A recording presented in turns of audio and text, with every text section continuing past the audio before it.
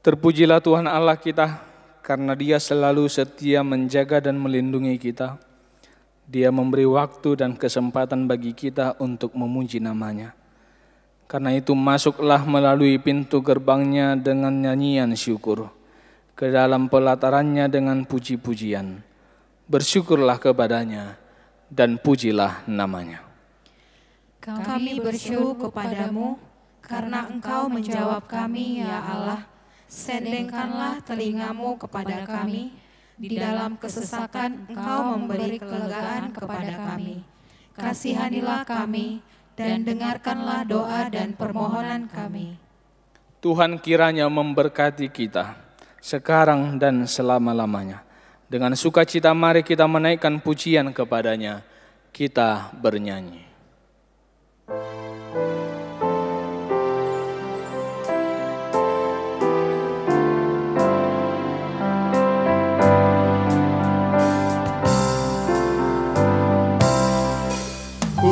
Puji holongi rohmu, oh Tuhan Yesus Raja kita.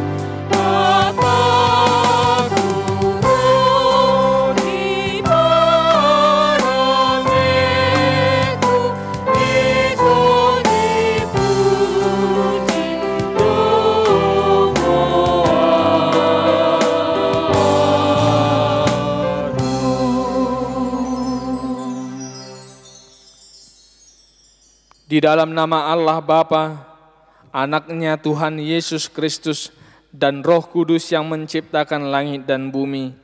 Amin. Tuhan adalah terangku dan keselamatanku. Kepada siapakah aku harus takut? Sekalipun tentara berkemah mengepung aku tidak takut. Satu hal yang kuminta kepada Tuhan, itulah yang kuingini, diam di rumah Tuhan seumur hidupku, menyaksikan kemurahan Tuhan dan menikmati bait-Nya. Nantikanlah Tuhan, kuatkanlah dan teguhkanlah hatimu. Ya, nantikanlah Tuhan. Haleluya. Haleluya. Haleluya.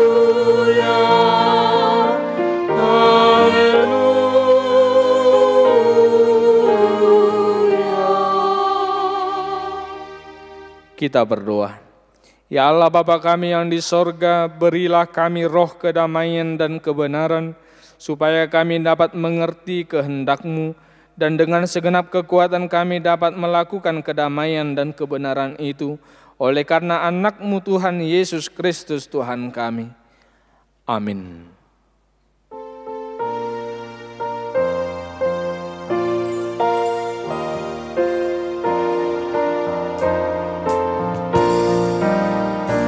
Puji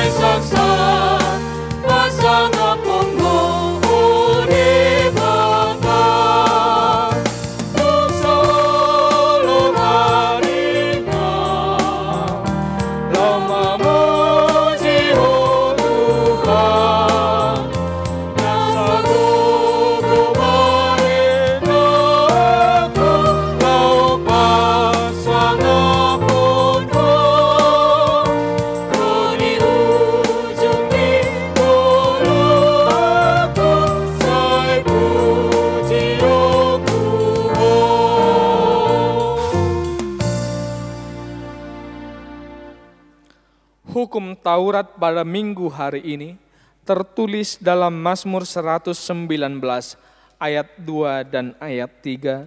Demikian firman Tuhan. Berbahagialah orang-orang yang memegang peringatan-peringatannya, yang mencari Dia dengan segenap hati, yang juga tidak melakukan kejahatan, tetapi yang hidup menurut jalan-jalan yang ditunjukkannya. Demikian hukum Taurat Tuhan. Marilah kita memohon kekuatan dari Tuhan untuk melakukan hukum-Nya. Ya Tuhan Allah, kuatkanlah kami melakukan yang sesuai dengan hukum-Mu. Amin.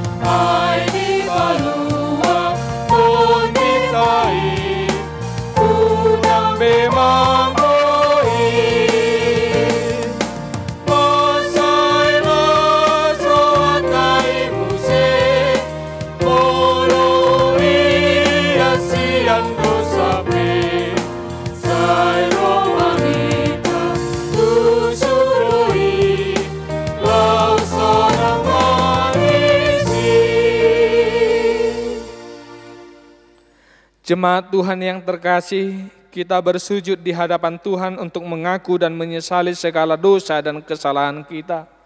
Marilah kita merenungkan segalanya di hadapan Tuhan. Kita berdoa.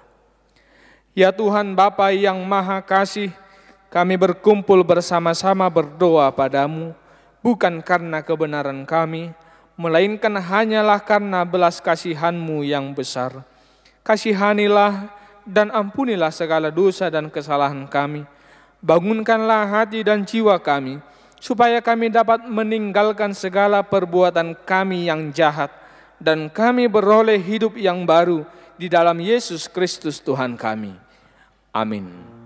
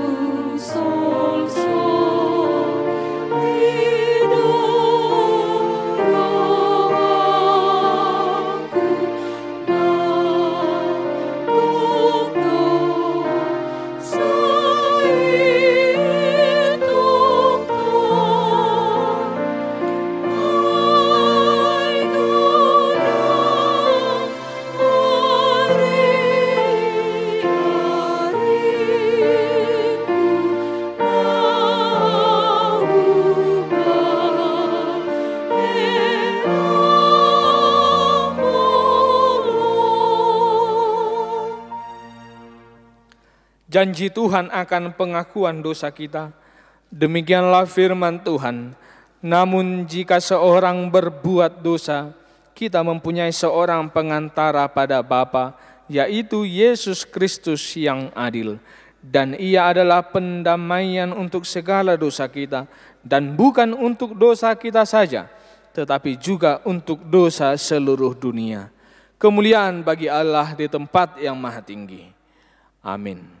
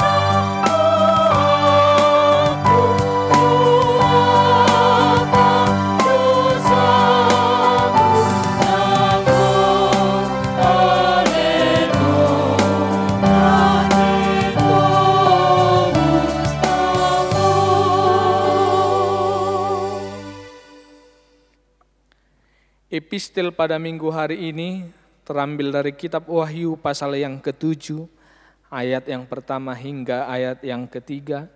Kita membacanya secara responsoria.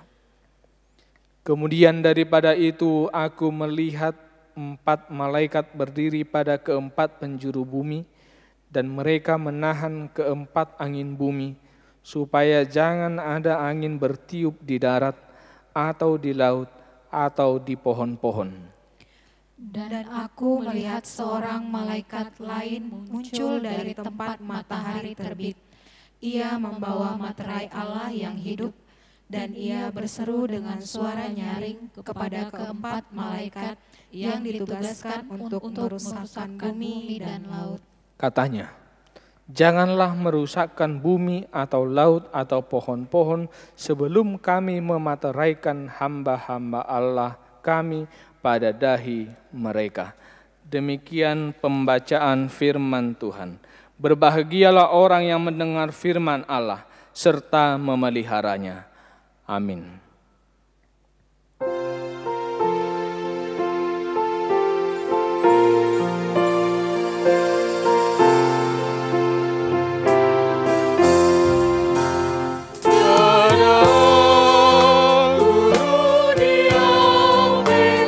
Yesus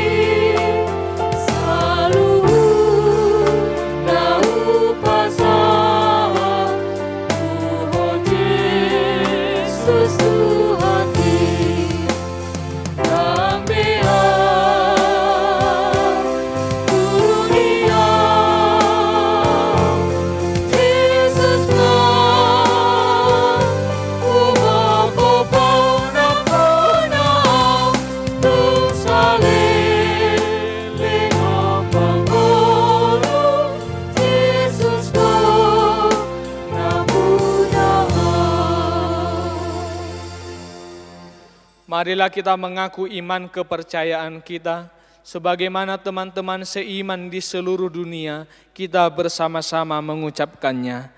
Aku percaya kepada Allah, Bapa yang Maha Kuasa, Khalik langit dan bumi. Aku percaya kepada Yesus Kristus, Anak-Nya yang tunggal Tuhan kita, yang dikandung daripada Roh Kudus, lahir dari anak darah Maria, yang menderita sengsara di bawah pemerintahan Pontius Pilatus, disalibkan, mati dan dikuburkan, yang turun ke dalam kerajaan maut, pada hari yang ketiga, bangkit pula dari antara orang mati, naik ke sorga, duduk di sebelah kanan Allah, Bapa yang Maha Kuasa. Dari sana akan datang kelak untuk menghakimi orang yang hidup dan yang mati. Aku percaya kepada Roh Kudus dan adanya satu gereja yang kudus, persekutuan orang kudus, pengampunan dosa, kebangkitan daging, dan hidup yang kekal. Amin.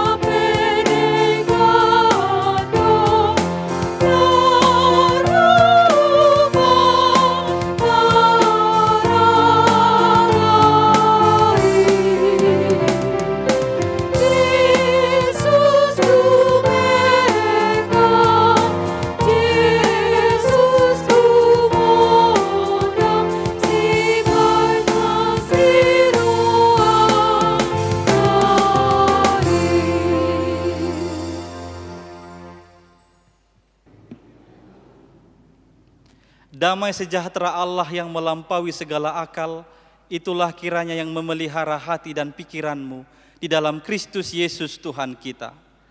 Amin. Bapak, Ibu, saudara-saudari yang dikasihi oleh Tuhan Yesus Kristus, Tuhan berfirman bagi kita pada minggu hari ini lewat firman-Nya yang tertulis dalam kitab Imamat pasal 25, dimulai dari ayat 1 sampai dengan ayat 13. Kita akan membacanya secara responsoria. Imamat pasal 25 ayat 1 sampai dengan ayat 13. Beginilah firman Tuhan. Tahun Sabat dan tahun Yobel.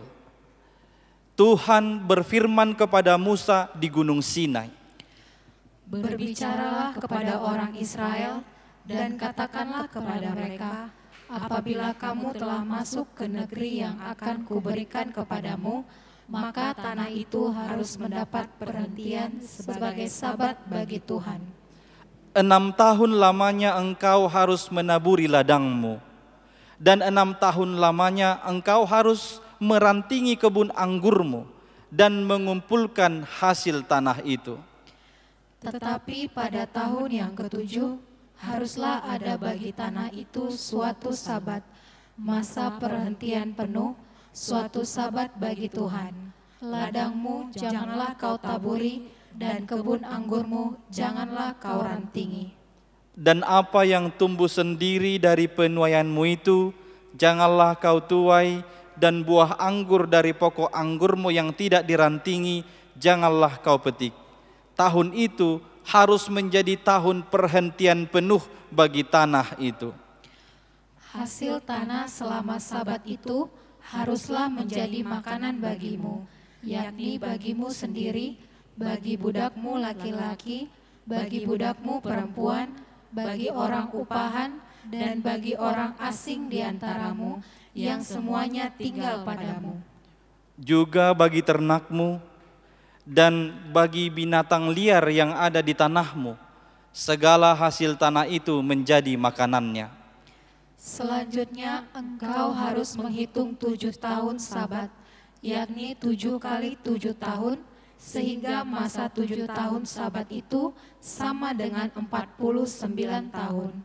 Lalu engkau harus memperdengarkan bunyi sangkakala di mana-mana dalam bulan yang ketujuh pada tanggal 10 bulan itu.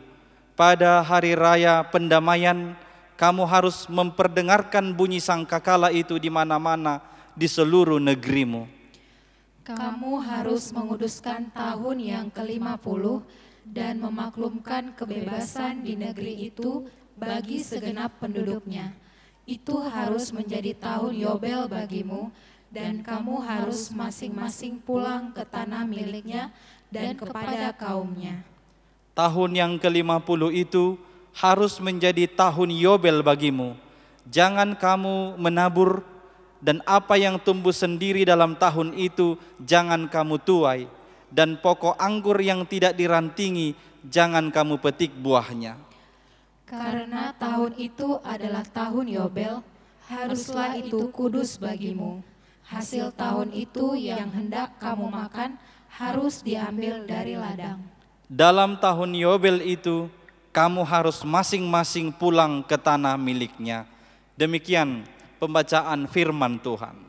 Saudara-saudari yang dikasihi oleh Tuhan Yesus Kristus, 3 bulan setelah munculnya virus corona di Wuhan, Cina, keluar pemberitaan, yakni di bulan Maret tahun ini, keluar pemberitaan bahwa tingkat polusi udara di beberapa bagian negara mengalami penurunan yang drastis. Karbon monoksida, terutama yang dihasilkan oleh mobil, itu turun 50%. Dan di Indonesia, khususnya Jakarta, juga mengalami hal yang sama. Di bulan April yang lalu, setelah himbauan pemerintah stay at home, work from home, maka beredar foto-foto langit Jakarta yang menunjukkan langit yang bersih, biru dan cerah. Karena kesempatan itu langka, kita lihat ada banyak yang memakai momen itu untuk mengabadikannya. Kita lihat berhentinya aktivitas di luar rumah telah menghasilkan perubahan yang baik di tengah-tengah alam ini. Melalui fakta ini atau melalui kenyataan itu, kita mau menyatakan bahwa di dalam hidup ini kita memerlukan yang namanya istirahat. Di dalam hidup ini kita memerlukan yang namanya berhenti. Berhenti atau istirahat itu berguna untuk menjaga ketahanan dan untuk membuat produktivitas itu semakin meningkat. Saudara-saudari yang dikasihi Tuhan Yesus, Tuhan Allah pernah menetapkan peraturan istirahat di tengah-tengah bangsa Israel. Melalui hambanya Musa, Allah memberikan perintah kepada orang-orang Israel. Peristiwa itu ketika itu terjadi di Sinai. Allah memerintahkan kepada Musa untuk memberi ketetapan kepada bangsa Israel supaya melaksanakan peraturan istirahat tadi ketika mereka nanti tiba di tanah yang dijanjikan, yang diberikan Tuhan, yakni tanah Kanaan. Peraturan istirahat yang disampaikan oleh Tuhan Allah kepada orang Israel disebut dalam teks ini sebagai tahun Sabat dan tahun Yobel. Tahun Sabat adalah tahun ke-7 setelah bangsa itu menduduki tanah Kanaan. Kita ingat sewaktu bangsa Israel di perjalanan di padang gurun, Allah yang menyediakan manna bagi bangsa itu hampir kurang lebih 40 tahun.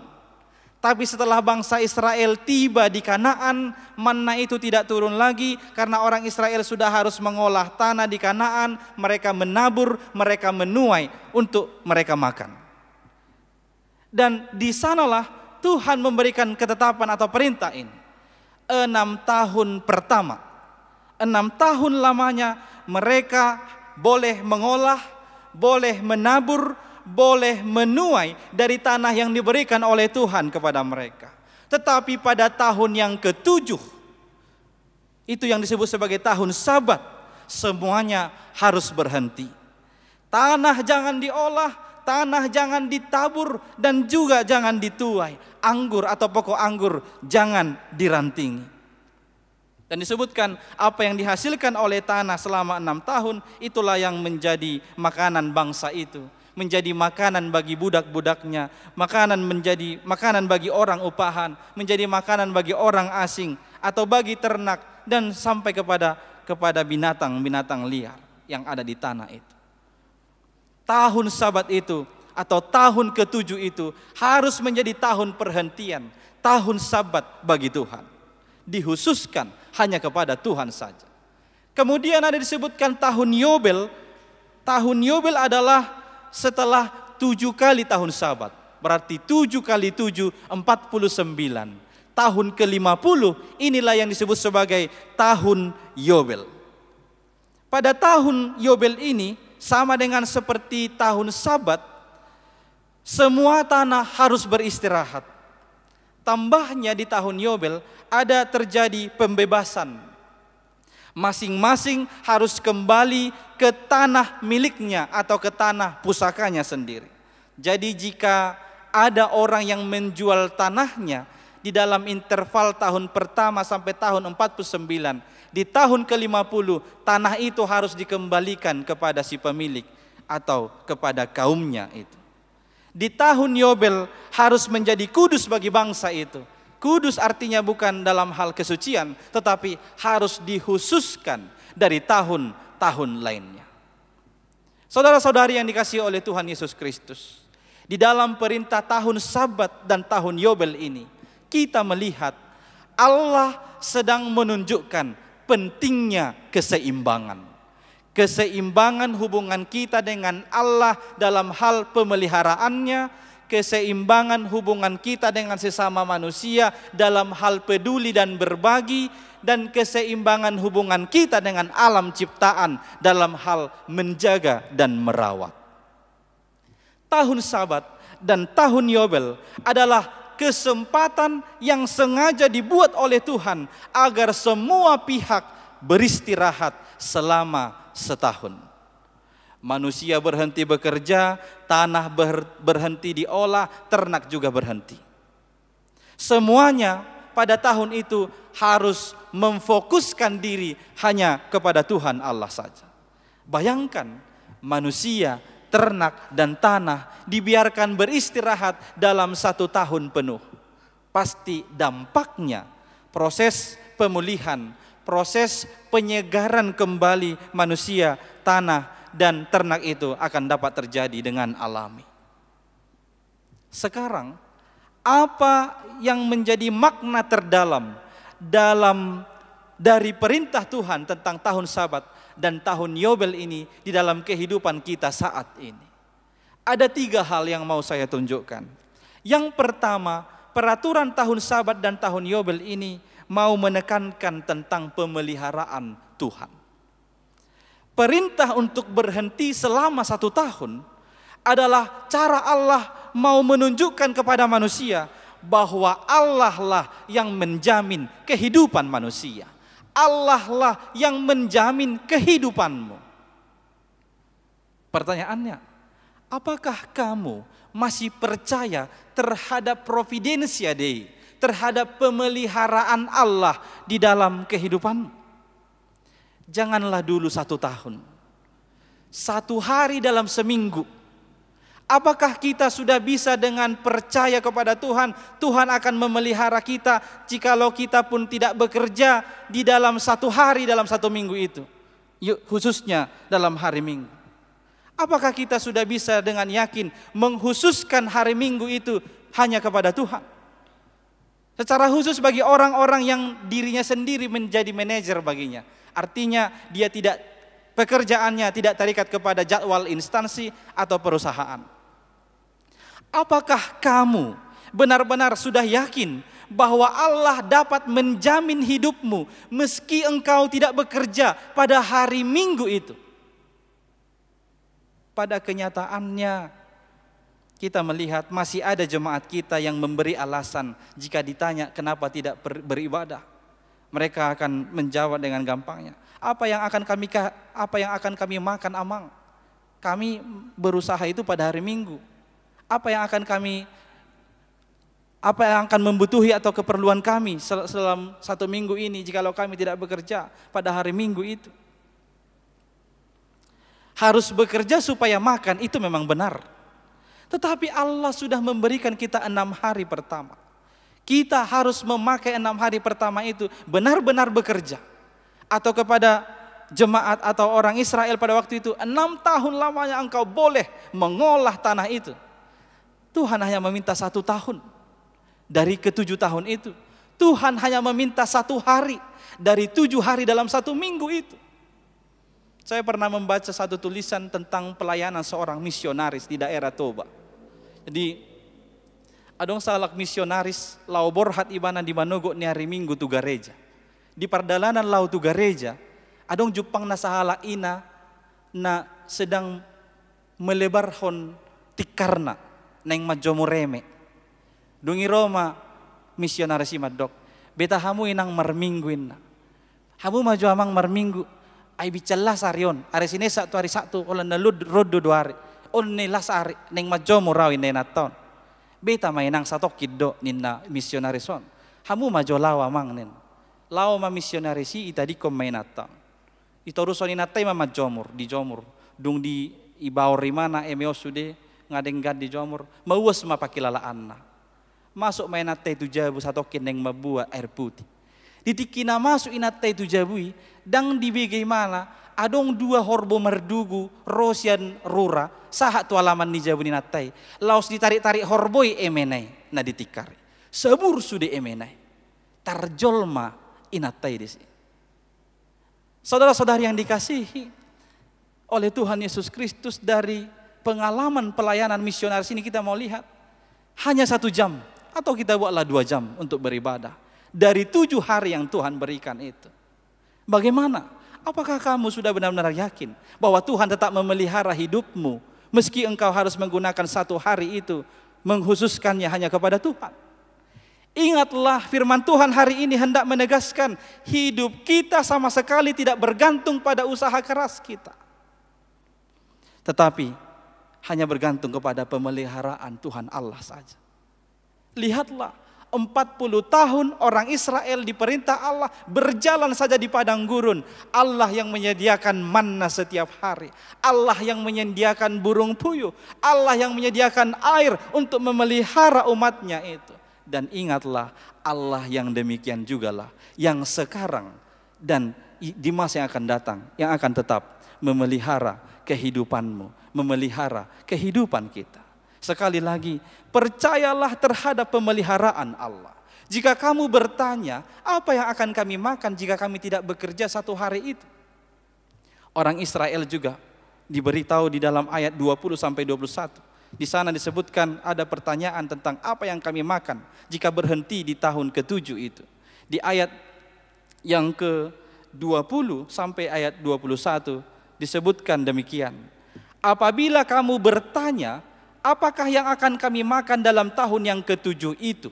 Bukankah kami tidak boleh menabur dan tidak boleh mengumpulkan hasil tanah kami?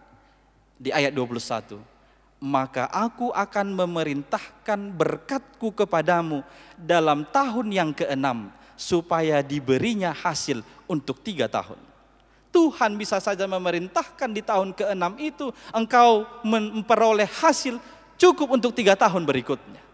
Yang penting kita percaya kepada pemeliharaan Tuhan Allah saja. Itu sebabnya Tuhan Yesus pernah berkata di dalam Matius 6 ayat 25, janganlah khawatir akan hidupmu, akan apa yang hendak kamu makan dan apa yang kamu minum. Dan janganlah kamu khawatir pula akan tubuhmu, akan apa yang hendak kamu pakai.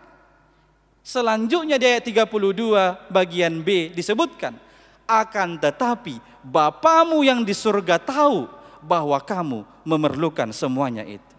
Maka Jika Allah menyuruh kita berhenti di hari Sabat, Allah sudah terlebih dahulu menyediakan kebutuhan kita. Yang kedua, dari peraturan Sabat dan Yobel itu mau menunjukkan atau menekankan menjaga keseimbangan hidup, tentunya dengan sesama manusia.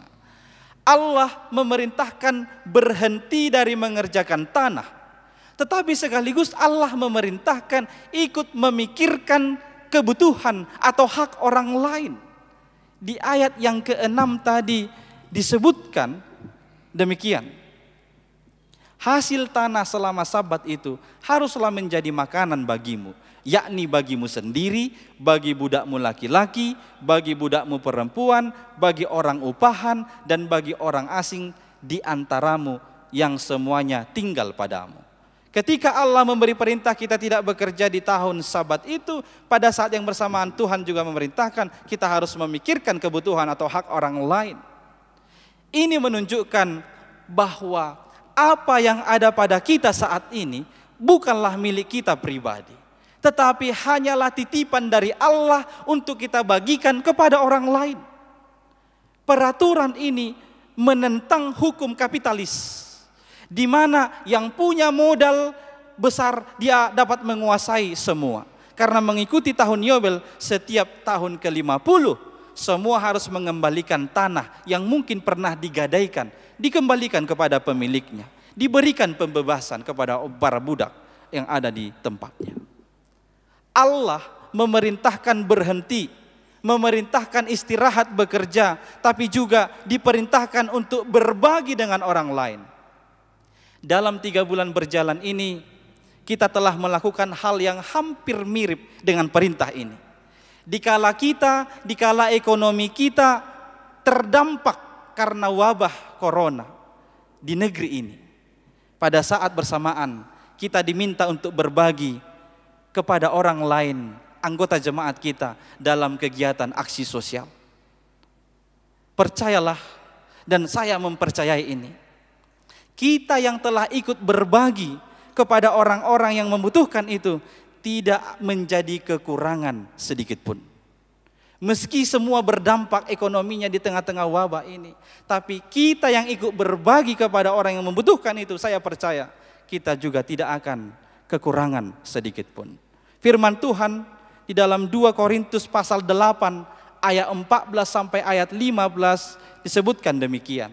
Maka hendaklah sekarang ini kelebihan kamu mencukupkan kekurangan mereka, agar kelebihan mereka kemudian mencukupkan kekurangan kamu, supaya ada keseimbangan. Seperti ada tertulis, orang yang mengumpulkan banyak tidak kelebihan, dan orang yang mengumpulkan sedikit tidak kekurangan. Demikian juga halnya, jikalau kita percaya tadi nomor 1 tentang pemeliharaan Allah, Dia meminta kita menjaga keseimbangan dengan sesama manusia dengan berbagi dan peduli, kita pun tidak akan pernah kekurangan. Dan di nomor 2 ini, Allah juga mau menunjukkan kita harus memiliki atau menggunakan waktu berhenti, waktu istirahat ini untuk menyegarkan kembali hubungan kita dengan sesama. Mari kita pergunakan waktu yang harus berkumpul bersama di rumah setiap hari ini untuk memperbaiki relasi kita antara orang tua dengan anaknya, anak dengan orang tua, antara suami dengan istri, atau antara kita dengan sanak saudara kita dan tetangga-tetangga kita.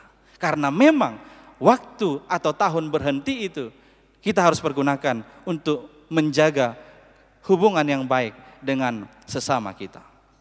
Kemudian yang ketiga ini yang terakhir. Peraturan Sabat dan peraturan Yobel mau menekankan supaya kita menjaga keseimbangan alam. Seperti saya sebutkan di awal khotbah tadi, 3 bulan saja kita mengurangi aktivitas di luar rumah, polusi udara di dunia ini menurun. Itu belum berhenti, kita masih mengurangi.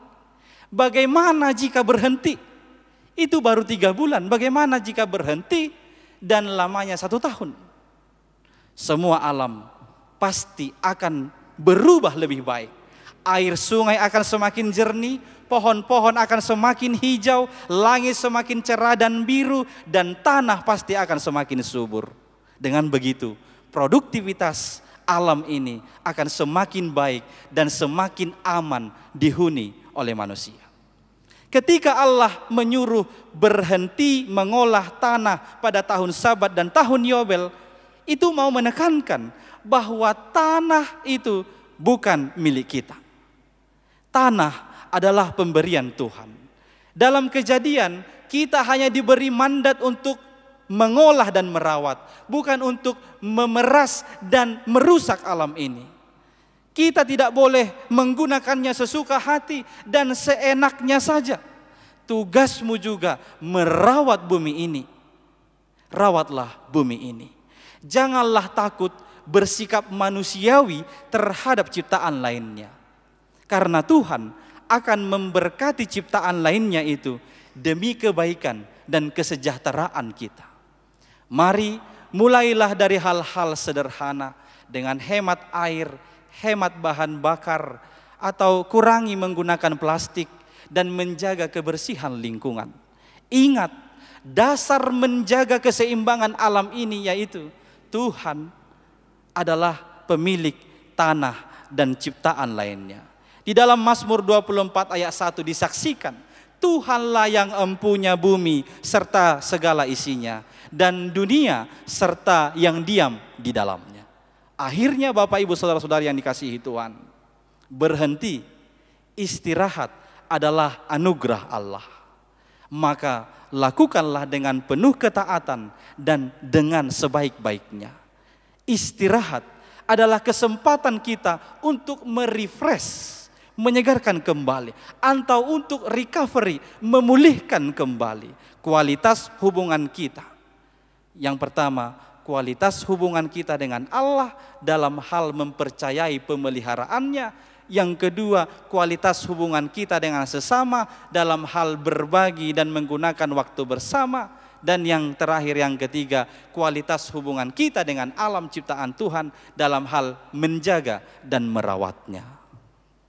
Ingatlah, dengan menjaga dan merawat alam, itu akan mendatangkan kebaikan dan kesejahteraan bagi kehidupan kita. Selamat beristirahat.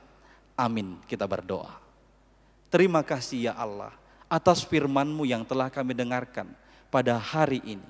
Engkau Tuhan mengingatkan kami supaya kami benar-benar percaya kepada pemeliharaan-Mu dalam kehidupan kami. Jikalau Engkau memberikan perintah supaya kami menghususkan hari-hari kami hanya kepadamu Tuhan, Engkau telah menyediakan segala yang kami perlukan sebelumnya.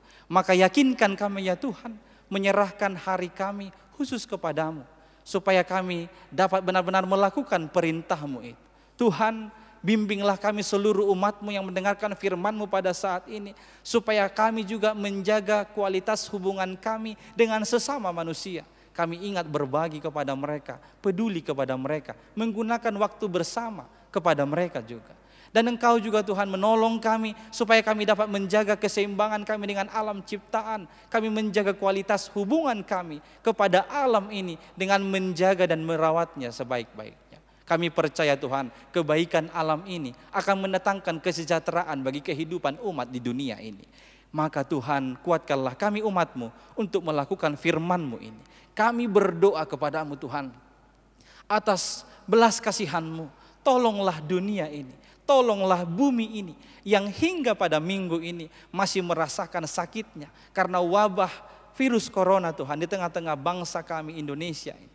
Tolonglah Tuhan supaya wabah ini segera berlalu, sehingga kami seluruh umat-Mu dapat memuji dan memuliakan nama-Mu dengan seperti biasanya di bait suci-Mu yang kudus itu. Tuhan, kiranya Engkau yang menunjukkan kuasa-Mu atas dunia ini. Pulihkanlah kami, pulihkanlah bumi ini. Hanya dalam nama anak-Mu Yesus Kristus, dengarlah doa kami ini. Amin.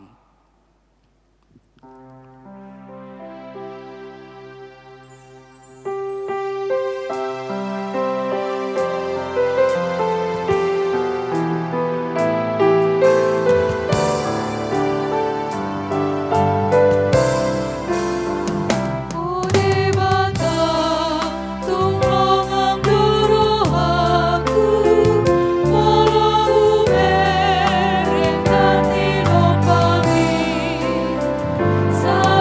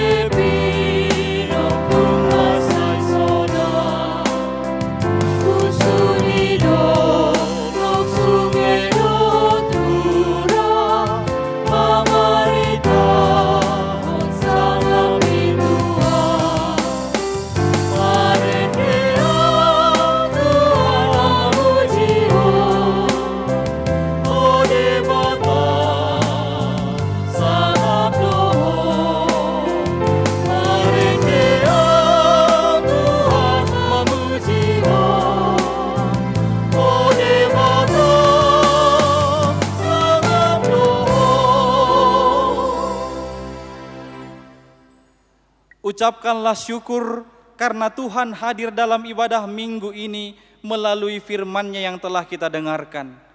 Biarlah melalui seluruh aspek hidup kita bersama menunjukkan kemuliaan Allah.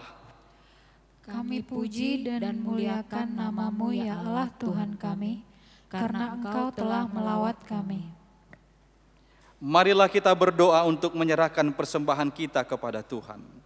Ya Allah Bapa kami yang di surga, kami mengaku bahwa Tuhan adalah sumber dari segala karunia yang melimpah dalam kehidupan kami masing-masing. Sebahagian daripada karunia itu kami serahkan kembali sebagai persembahan kepada Tuhan. Terimalah dan berkatilah persembahan umat-Mu ini, agar dapat kami pergunakan untuk pekerjaan dan pelayanan kerajaan Tuhan di dunia ini. Bukalah hati kami untuk mengenal betapa banyak berkat dan karunia yang kami peroleh dari Tuhan, supaya kami senantiasa bersyukur kepadamu di dalam nama Yesus Kristus Tuhan kami. Amin. Tuhan karuniamu, roh dan jiwaku semua, nyawa juga hidupku, harta milikku semua, ku serahkan padamu untuk selama-lamanya. Bapa kami yang di surga, dikuduskanlah nama-Mu, datanglah kerajaan-Mu, jadilah kehendak-Mu di bumi seperti di surga. Berikanlah kami pada hari ini makanan kami yang secukupnya, dan ampunilah kami akan kesalahan kami, seperti kami juga telah mengampuni orang yang bersalah kepada kami. Dan janganlah membawa kami ke dalam pencobaan, tetapi lepaskanlah kami daripada yang jahat. Karena Engkau punya kerajaan dan kekuasaan dan kemuliaan sampai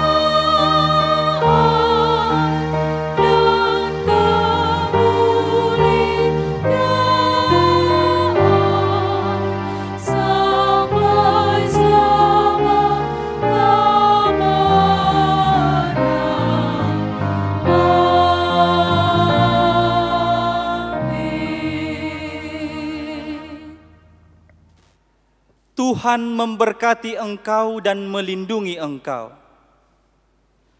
Tuhan menyinari engkau dengan wajah-Nya dan memberi engkau kasih karunia.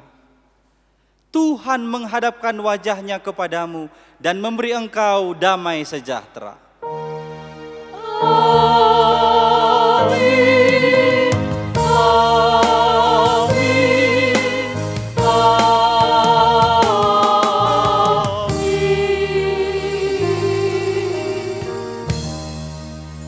Shalom, selamat hari Minggu bagi kita semua.